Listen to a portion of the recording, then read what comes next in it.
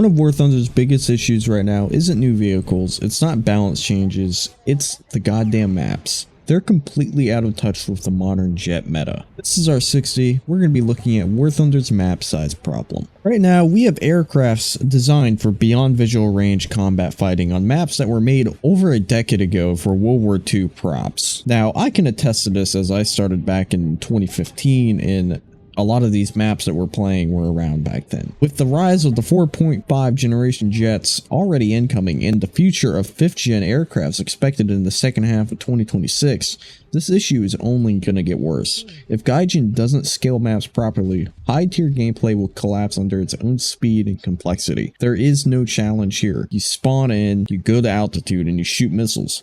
A lot of jets simply won't work on this current map meta. Now that we got the basis of the problem down, let's talk about the current state of maps in War Thunder. Recently, we saw the addition of Falklands, which is a decently sized map, but it's still nowhere near as big as we're gonna need. If you're flying modern jets right now, you know the problem instantly. Matches start, you hit the afterburner within 30 seconds to a minute, you're already inside missile range. There's no setup, there's no real maneuvering, no time to think, no real-time strategy. You spawn in and you're immediately thrown into chaos.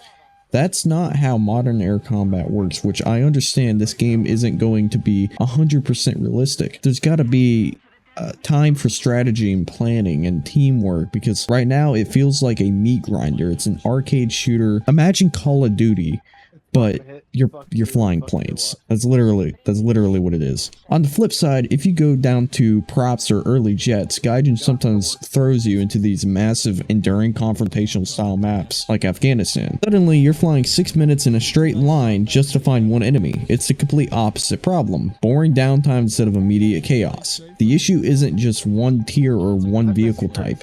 It's the fact that Gaijin tries to use the same map pool across every era of aviation and it doesn't work. A Yak 3 and an F-16 don't belong on the same style of map. Ever. So, here's a fix that I propose. It's not complicated, but it's simple.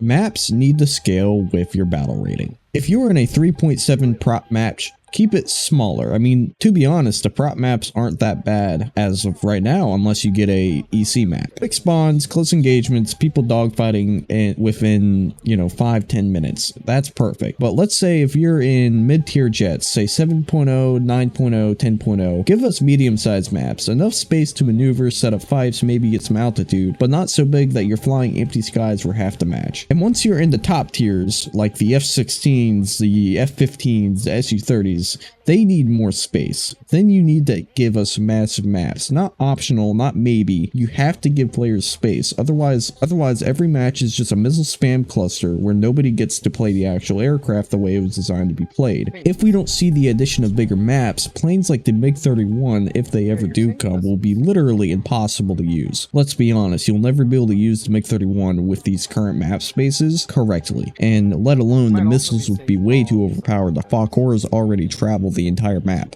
There is a single map the Fokkors can't travel. So imagine an R-37M. Yeah, no, it's just not happening. This doesn't mean that we need to be forced into an EC every game, because I know that's not, 100% liked by everybody. It just means the pool should scale logically. Higher BRs, bigger maps, lower BRs, smaller maps. That's it. So what are the gameplay benefits of fixing map sizes?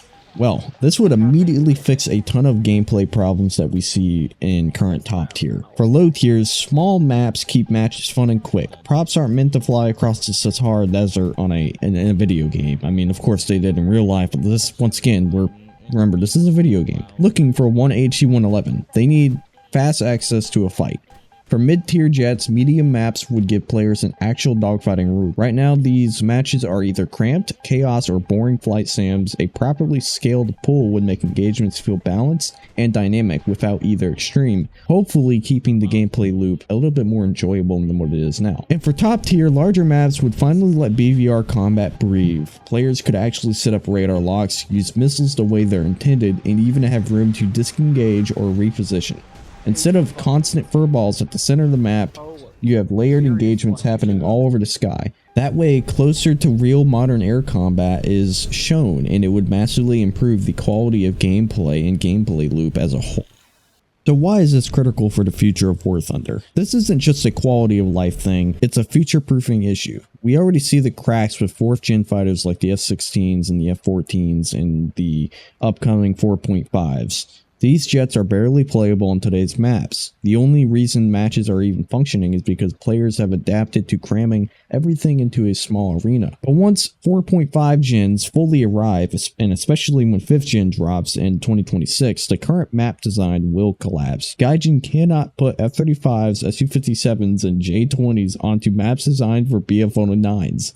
It simply will not work, and yes, I am laughing. The gameplay will be broken from the start, so unless map scaling by BR becomes standard, the future of high-tier War Thunder is going to be nothing but frustration.